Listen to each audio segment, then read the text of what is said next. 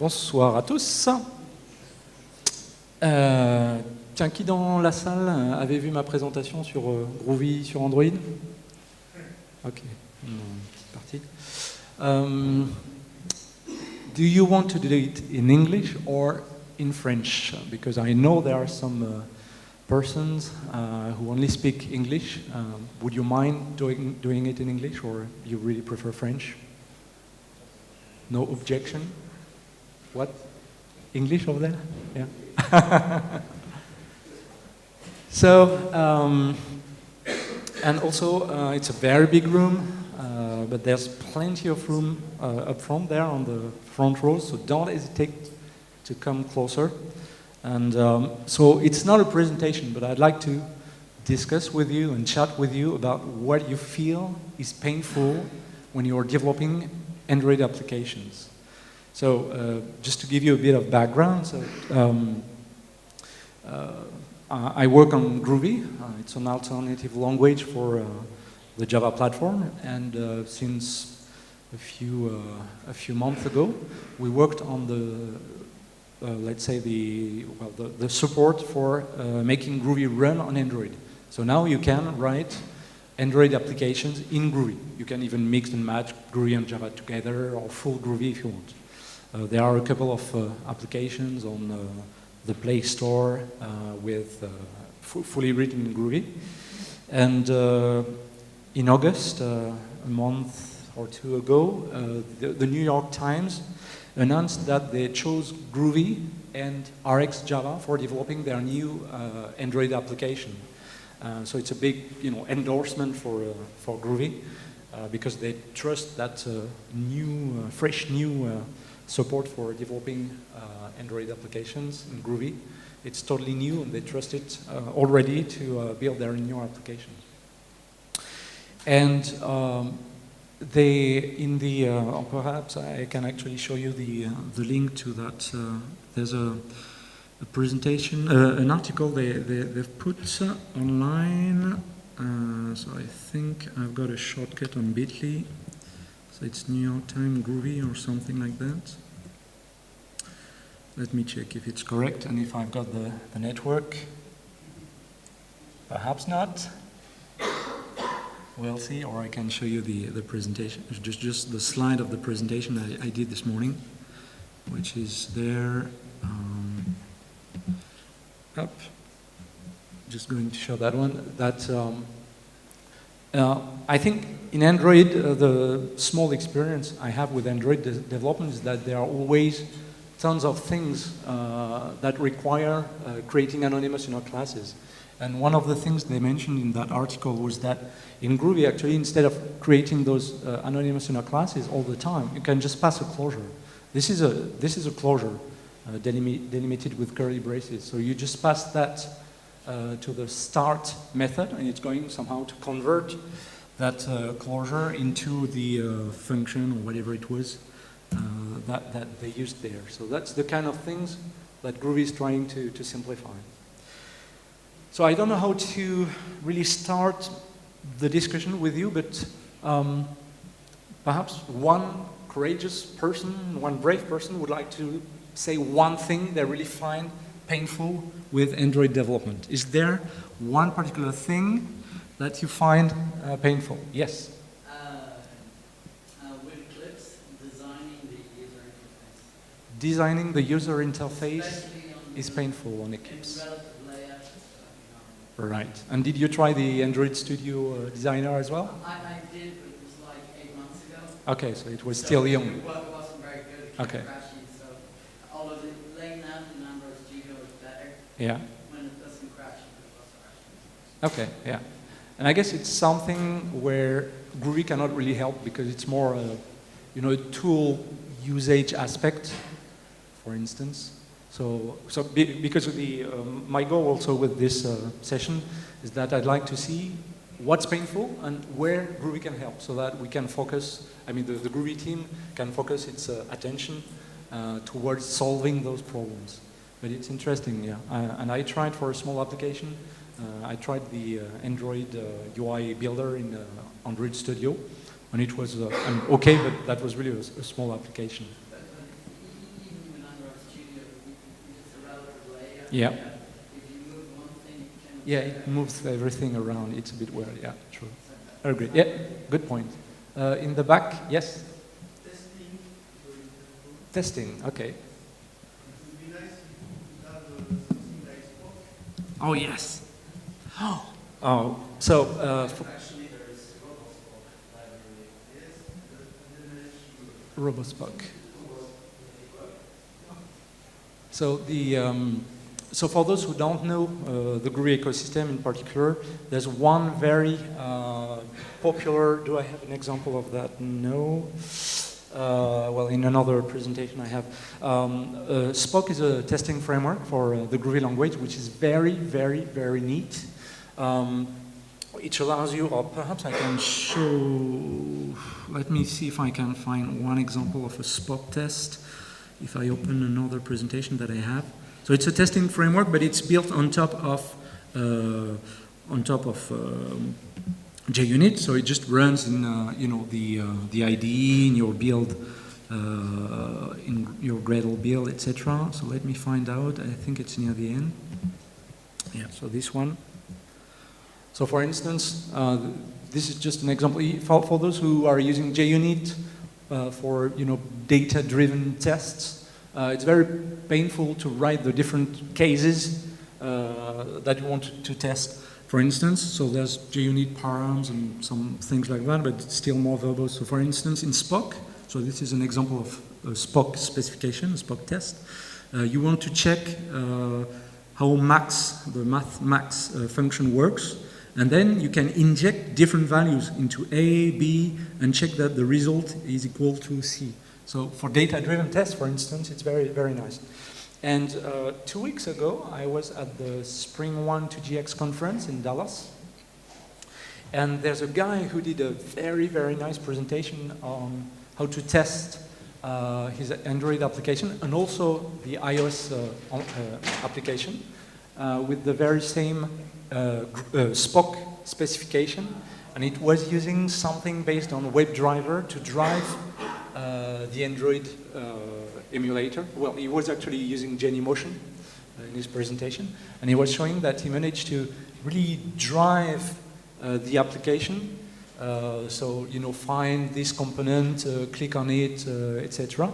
And it was really like repeating a user's movements on touch events and etc. With a pretty nice, syntax and language, let's say, to replicate this, and also to replicate across iOS and Android.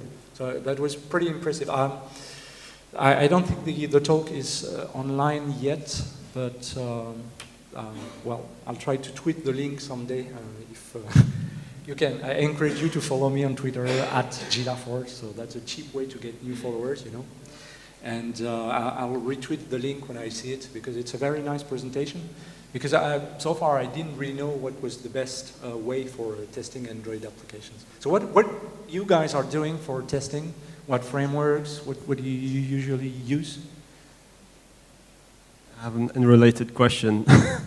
Yeah, what testing frameworks or library do you use for testing?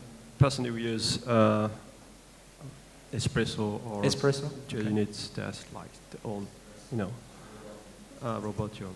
Robotium? Okay. Yeah. Okay, I'll have to check. I have another question But regarding go features. ahead. Yeah, No I'm sorry, maybe you mentioned this during your talk this morning. Yeah. I didn't have the chance to catch it. A really cool feature for me, really killer feature for me would be to able to write a closure and specify that this closure should run in UI thread or in background thread. Because a lot of Android dev are dealing with this, like, it's not like a pain point, but it's like a boilerplate code. I have to write handlers or use event bus for some application, or some more extreme developer go to RX to handle this. So I think it could be really handy for developer to just try a closure to avoid the callback hell. Right. And say this closure should run on the background thread or thread pool or a UI thread. Yeah, and just one, so I'm really a newbie in Android development, as I said, and so perhaps the code you're going to see is probably totally ugly, etc. I'm really not an expert, But so I was writing a small application for my daughter for learning how to read. She's 6 years old and she's in CP. And she's learning how to read. And I wanted to create a small application, perhaps so I can launch it in the emulator. If it's running somewhere here, perhaps I can launch it. Oh, let me see. No, that's not the right window. Where is the... I'm lost. Too many windows. So let me exit the presentation mode. Exit, and I can probably launch it on the emulator. And so I'm going to say, so speaking about run on UI thread, etc. So let's let that run in the background. And I can increase the font like that. So at some point in my code, so I have I was using the text-to-speech API, and so my daughter. So you'll see once the application is launched. So you see words written, and my daughter has to read the word, and then when she clicks either of the two buttons, it will speak. It will pronounce the word. And something that I noticed was that so it. By the way, it's a bit painful for using this API. There's just a listener, not really a callback, because when you say something like where's that? Speak. When you have a call like that, speak, blah blah blah. It would be really nice if you had a callback to say, okay, it's finished. You can move on to something else. But there's no callback. There's really just a top level kind of listener that you can set. And you really have, there would be adapters that would be nicer. You really have to say on error, on start, etc. And as it was in a background thread, I couldn't change the state of the buttons. So I had to use that run on UI thread, and that's the method from, well, if you see that, well, it's very small, but it's run on UI thread from the activity class, right? And normally it's taking, okay, again, it's very small. This one there, run on UI thread is just taking a runnable action, right? And in my code here, Groovy closures are actually already runnable. So I just pass the closure right away, and I can say, okay, this stuff is going to be run on the UI thread. So that's the kind of stuff which is, well, very handy. And I mentioned this morning in my talk, there's a project called Swiss Knife. So it's like butter knife, and then read annotations, a bit of a mix of the two. And it also provides annotations like at on UI thread and at on background, etc. So I didn't really, so someone told me that there may be leaks with such methods like in activities when activities are closed, etc. So I haven't checked how it was implemented, if it's correctly implemented or not. But at least it's pretty handy to be able to have such annotations that you have in frameworks like butter knife, etc. So there's one. There are such transformations. The slides here. I had the list. I can move towards the end. It's here. Up. So this one, butter knife, Swiss knife. Sorry, it's called Swiss knife. So you have things like butter knife, Android annotations, etc. With on click, on background, and an injection point, and you've got all these ones already available. And on Groovy, what's a bit special is that we don't use APT, because APT is a tool that is written for Java and understands only Java. So unfortunately, we can't use all those nice frameworks which leverage APT.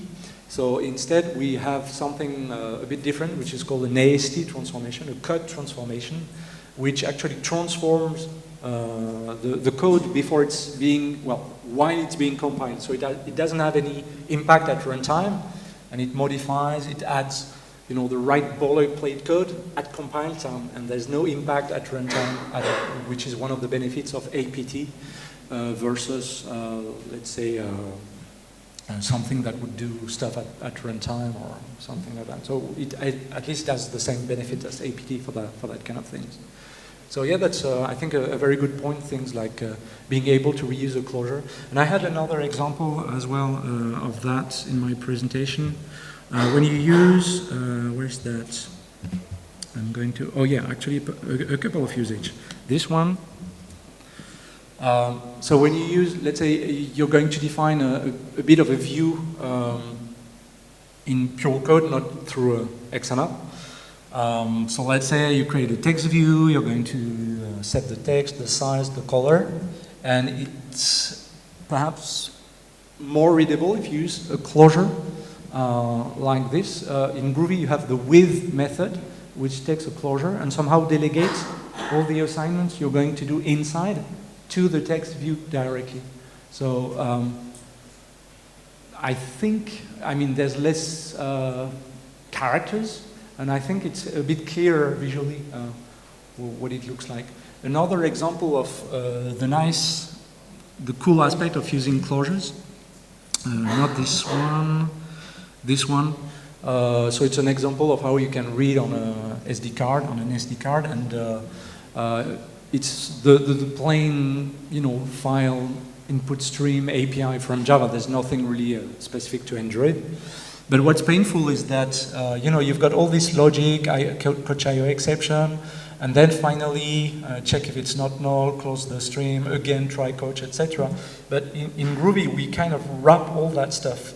So when you have a file, you can say with input stream, it's going to get the input stream on the file. And you've got this closure, and inside the closure you execute, well, the logic here just for reading the content. And when the closure is finished executing, it's the implementation of the with input stream method from the Groovy SDK, which is going to take care of handling closing the resources. And there's actually another shortcut which doesn't use closures at all, because on here it's for reading the text file. There's a text shortcut on the file which gets the content of a file in just one line. So that's the kind of code reduction and code bloat, boilerplate code that you can reduce with Groovy and potentially with closures. Yes? So who do you know the exception in this case? Say there's no file like this. How do you do it? Yeah, so here it's a kind of how do you say that, the sweet path, in the sense that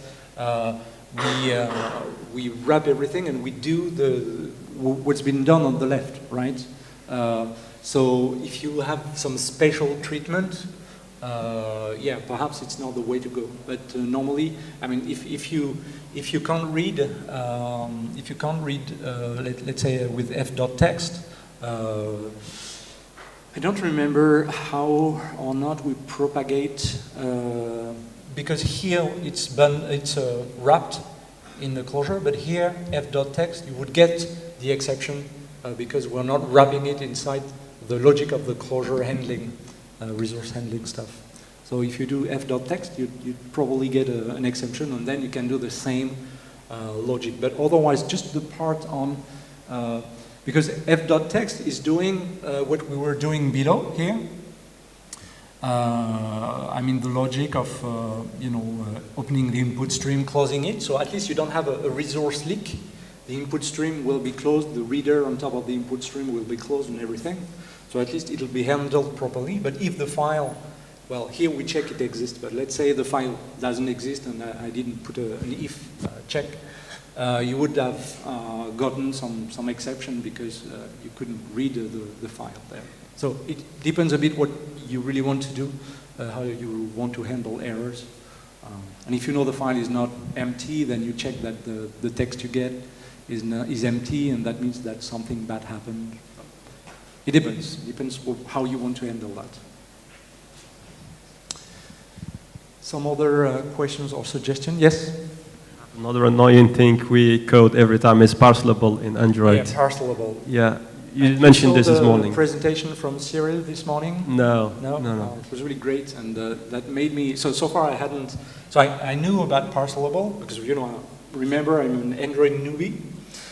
So I've read about it, but I never actually used it. And when I saw the presentation from Cyril this morning, and also the one from Marche, which is just in front of you, the Lombok transformation he built to implement all the parcelable logic. And when I saw the quantity of code you have to write to handle parcelable, it's really amazing. And perhaps my question to you, most of the time, what you're actually writing in parcelable, that's always the same logic, right? There's no, no particular logic. I mean, it's really just kind of like serializing the state, that's all. I mean, there's no, nothing really special. And that's the kind of stuff which would indeed be good with a code transformation like Groovy does. So the ST transformations I mentioned, like in my presentation this morning, when you do something like implement immutable in Java, it's just for a class with a name and an age, it's tons of lines of code to implement the equals hash code, the getters, setters, the getters because there's no setter because it's final fields. And in Groovy, we, although it's not APT driven, we've got code transformations which transform that class at compile time to add the proper implementation of add toString, toString method equals hash code, etc. So that's the kind of stuff. So perhaps, so I mentioned Swiss Knife, which got things like inject view and so on, but some of the nice transformations that perhaps Groovy could be providing could be add parcelable, like the one you did in Lombok, Mache. Yeah, so parcelable seems to be a good candidate. And also, did you, even when you use something like, let's say, or when you just do, find, what's the name of the method? Find view by ID, etc. You always have to do casts and things like that. It sounds a bit ugly. It should be somehow made type safe. So that's why Butter Knife, Android annotations, and other frameworks provide such a shortcut. And by the way, who's using something like Android annotations, RoboJuice, Dagger, etc.? Yeah, I guess pretty much, a good proportion of you. So that's the kind of stuff that would provide some good shortcuts in terms of time of development, right? What other useful libraries do you use in your projects? Ones which really save time when you develop an Android application? Is there something particular that a library you're really fond of? Libraries. Which ones? Networking libraries. Networking libraries? Like Retrofit? Yeah. OK, HTTP? Right, Retrofit, yeah. So from what I've seen, what's nice that you have, you annotate basically an interface, like with the right REST path, and you get a typed object out of it. Yeah, that sounds very useful. Because otherwise it's a plain HTTP URL connection by hand, I guess, if you don't use something like Retrofit. 70 lines. Yeah, right. Actually, the Square guys seems to be doing quite some cool frameworks for Android and libraries, which is nice. Some other things I noticed. So I was looking at handler, message, bundle classes. They seemed to me pretty verbose.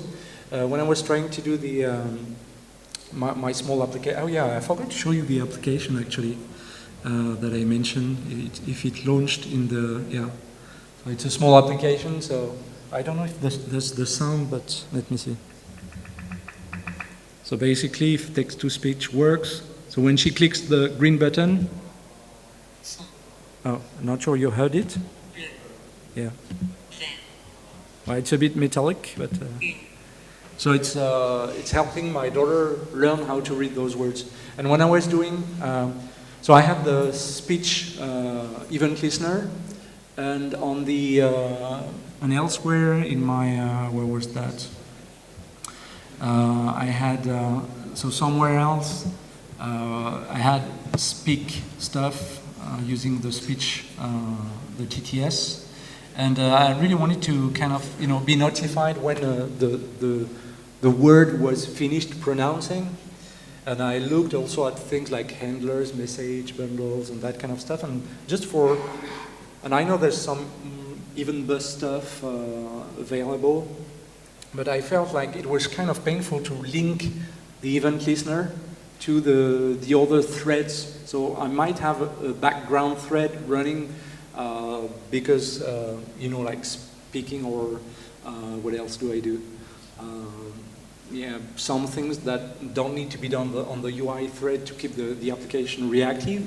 And then I have to go on the UI thread like here to be able to change the typeface or the content of the word, the text view which is displayed.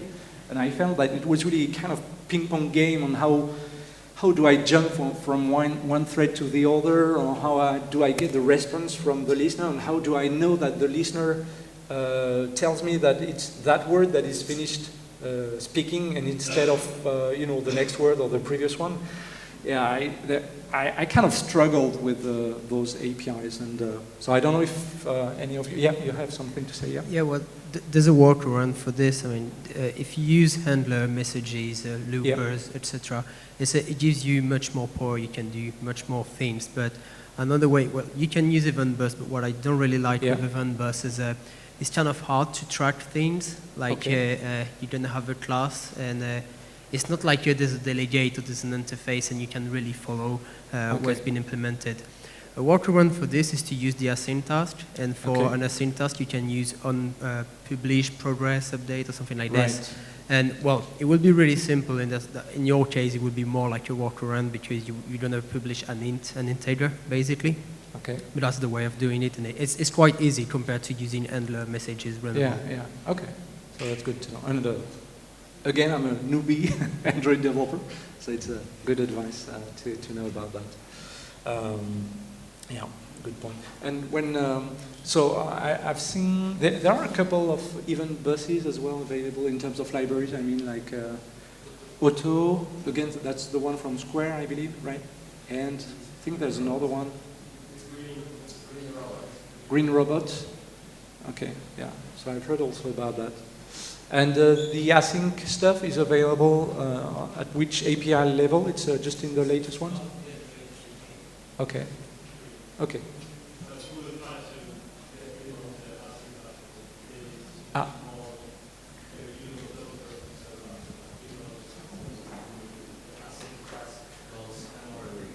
It's closing. Okay. Memory leaks caused by async task. So I'm repeating because I know it's recorded. It's not on the mic. Right. So what time do we have? One more minute. Anything else you noticed, which is, here, over there? Yep. Yes, it's more about Groovy development on Android. Yep. About the compile static annotation, do I have to use it everywhere, on every Groovy file? So you can either use Groovy as a dynamic language and leveraging some of the dynamic features of the language. You can also use Java way, but with the nice syntax sugar with the @compile static annotation to trigger the static compilation. There are also some options at the build level to say, okay, I want to compile everything statically without having to specify @compile static on each and every class. So there are some options. And if, for example, at some point, Groovy provides a very nice JSON support or XML support, which make things you don't have to create marshalling and create intermediary object graphs, etc., for representing the various nodes of your XML on JSON trees, etc. So it's super powerful, but it's a dynamic feature. And if everything is compiled statically, this one won't work because it's dynamic. So for that specific method, for instance, you could say compile dynamic or something like that. I never remember the name of the annotation, but there's one annotation to say, okay, everything's statically compiled, but this one can be done dynamically. So it's up to you to. Okay, but in this case, the compilation we do at runtime. So there is an overhead. The compilation is always done at compile time. Okay, so it's already pre-compiled in bytecode format, but it's just that the dynamic feature itself is going through the Groovy runtime. So there's an indirection layer before the actual logic or a method call is being called. So it's just and sometimes, in some cases, it might use reflection. So that's where it could be slightly slower. But otherwise, since it's not creating intermediary objects for the various objects of an object graph you would have done with, let's say, a JSON or something else. So you lose perhaps a bit on reflection and gain in less object allocation and intermediary anonymous inner classes and that kind of stuff. So I didn't measure, but it's probably roughly the same, although it's a dynamic aspect. Thank you. Okay, so I think we're done, or was there one last? Okay, where is it? Oh, over there. I was looking at the back and I didn't see you in the Could you measure some overhead in the performance or in the application size? So I actually have a slide about that. So it's for a demo application. Where is it? So I just published the presentation on Twitter. So if you look at Guillaume Laforge, you'll see the slide that I'm showing here. So we hold a conference called Droidcon, which is a Groovy, Grails, blah blah blah, Gradle conference. And my colleague Cedric, who built the Android support, created a conference agenda application. And this application is available, and I give the link in the presentation. This application is available on the Play Store. And so if you just look at like the Groovy jar size, it's quite big, 4.5 megabytes. When you generate the APK, it's just 2 megabytes, and with ProGuard, it's really just 1 megabyte, so it's not that big. And Groovy, although we didn't fine-tune the ProGuard rules, so it consumes 8K methods up to the 64Ks you're allowed to. But perhaps we can go lower if we're trying to fine-tune things. And also on that application, so it's not a very, very big application, but it's a few activities, a few fragments, a few so I don't mention that number, but the memory consumed by that application was 8 megabytes, and most of the memory, perhaps more than half, was actually pictures of the speakers, etc. So it's not that much, and in terms of performance, in the article from the New York Times, so it's the link again is in my presentation. They also measured performance in terms of speed, and they didn't notice anything in terms of performance. So it's more or less a few percent, more or less the same thing as the Java performance. So it doesn't seem to be a big concern. Okay, so we are done. Thanks a lot for the discussion. That was very interesting. Thank you.